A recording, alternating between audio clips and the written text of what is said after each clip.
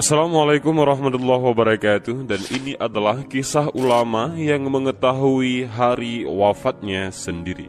Abdullah bin Nuh adalah salah seorang ahli ibadah di zamannya. Suatu hari, ia berangkat menuju Mekah untuk melaksanakan ibadah haji. Di perjalanan, ia bertemu dengan seorang ulama sepuh ataupun tua yang karismatik. Sebut saja namanya adalah Syekh Ahmad. Wibawa Syekh Ahmad benar-benar membuat Abdullah jatuh hati.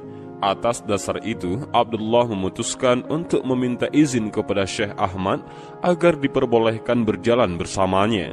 Syekh Ahmad tidak keberatan. Mereka berdua akhirnya berjalan bersama. Syekh Ahmad hanya berjalan ketika siang saja. Itu pun dilakukannya dalam keadaan berpuasa. Sedangkan di malam hari, Syekh Ahmad selalu beribadah. Ia akan berhenti di mana saja ketika hari sudah mulai gelap ataupun senja, baik itu di tempat persinggahan ataupun bukan. Suatu hari, di suatu senja, ketika waktu maghrib tiba, Syekh Ahmad berbuka puasa. Ia mengambil sedikit makanan dari dalam kantong miliknya, yaitu semacam ransel ataupun tas kecil. Ia hanya memakannya 2 ataupun 3 suap darinya. "Sini, mari cicipi makanan ini," kata Syekh Ahmad mempersilahkan Abdullah ikut makan. Abdullah merasa iba sekaligus takjub dengan kesederhanaan Syekh Ahmad. Betapa tidak, makanan yang sedikit itu ia bagi. Abdullah membatin, "Ini begitu sedikit, jangankan untuk aku, untuk Anda saja, makanan ini tidaklah cukup." Pada suatu kesempatan, mereka berdua sampai di suatu daerah. Di sana ada seseorang yang sedang membawa keledai. Syekh Ahmad tertarik untuk membeli keledai itu. Ia panggil Abdullah dan menyuruhnya untuk membeli keledai tersebut.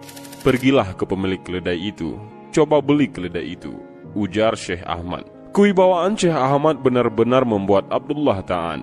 Ia tak berani menolak perintah itu. Sejurus kemudian, Abdullah langsung menemui pemilik keledai dan mengutarakan maksudnya. Kepada Abdullah, pemilik keledai mematok harga 30 dinar, tidak kurang dan tidak lebih. Harganya pas. Setelah itu, Abdullah menemui Syekh Ahmad. Ia sampaikan harga itu. Syekh Ahmad setuju.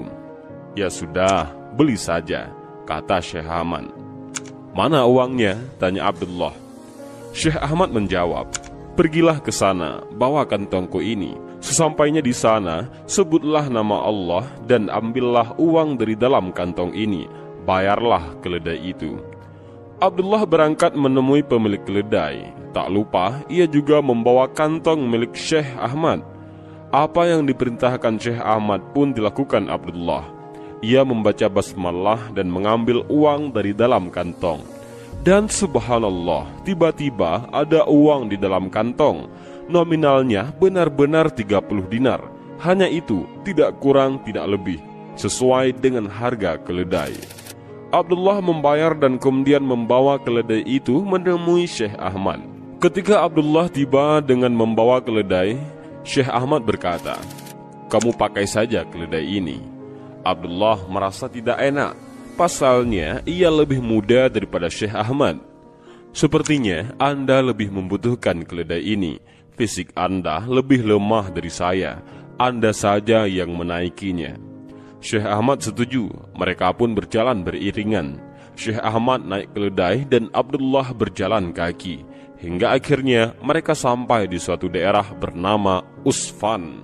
Di daerah itu, Syekh Ahmad bertemu dengan seorang syekh. Sebut saja Syekh Fulan. Setelah menyapa dan mengucapkan salam kepada Syekh Fulan, Syekh Ahmad pun langsung mencari tempat untuk berbincang empat mata. Abdullah melihat kedua syekh ini meneteskan air mata. Entah apa yang dibicarakan. Sebelum berpisah dengan Syekh Fulan, Syekh Ahmad meminta wajingan kepadanya. "Kuatkan ketakwaanmu dan selalu ingatlah akhirat," isi salah satu nasihat Syekh Fulan. Singkat cerita, mereka tiba di Makkah. Setelah mendapatkan tempat singgah di daerah Utbah, Syekh Ahmad lantas menyuruh Abdullah untuk mencarikan kertas dan alat tulis. Abdullah berangkat. Tak lama setelah itu, ia kembali dengan membawa 2 benda permintaan Syekh Ahmad. Syekh Ahmad kemudian menulis 2 surat. Satu dititipkan kepada Abdullah untuk diberikan kepada sahabatnya Syekh Ahmad yang bernama Syekh Abbad bin Ayyad.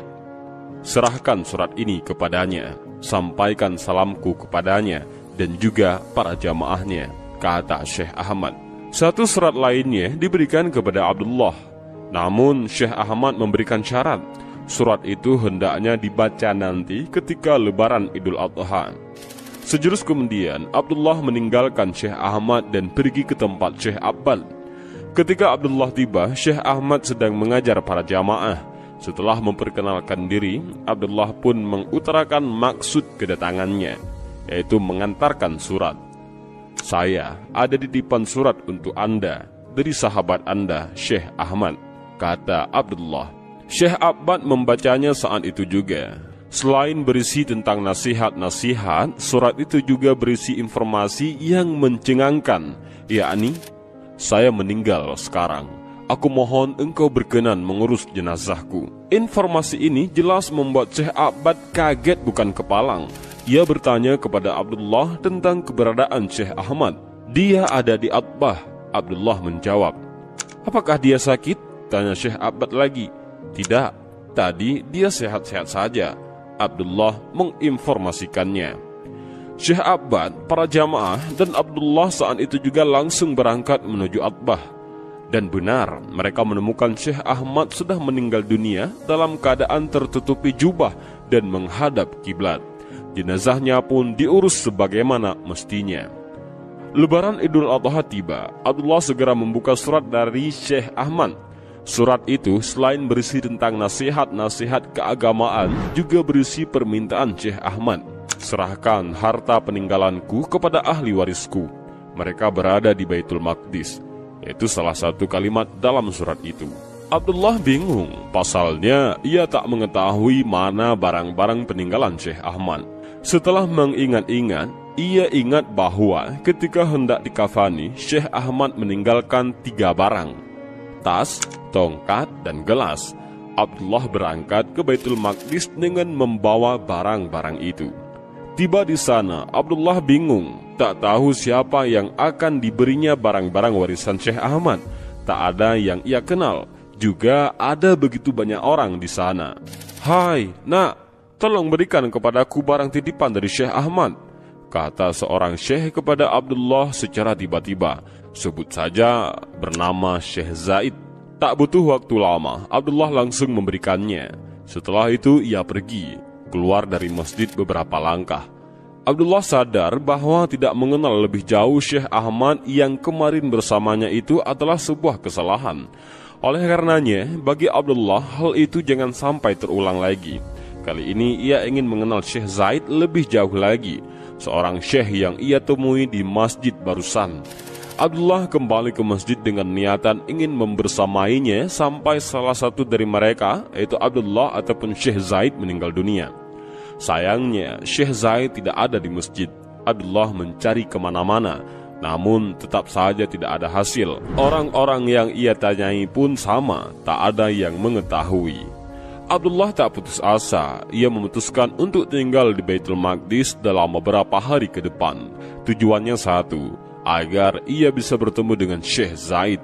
Namun, lagi-lagi usahanya tak membuahkan hasil. Ia akhirnya kembali ke daerahnya, yaitu Irak. Kisah ini terdapat dalam kitab Uyun Al-Hikayat karya Ibnu Al-Jauzi. Lewat kisah ini, selain tentang karamah Syekh Ahmad yang memiliki kantong ajaib, yaitu bisa mengeluarkan uang, kita juga bisa belajar bagaimana sikap orang tua kepada orang muda, dan sebaliknya. Terbaca dalam kisah ini, Syekh Ahmad mendahulukan Abdullah untuk menaiki keledai. Namun karena merasa ada yang lebih membutuhkan, Abdullah pun menolaknya. Ia lebih mengutamakan Syekh Ahmad daripada dirinya.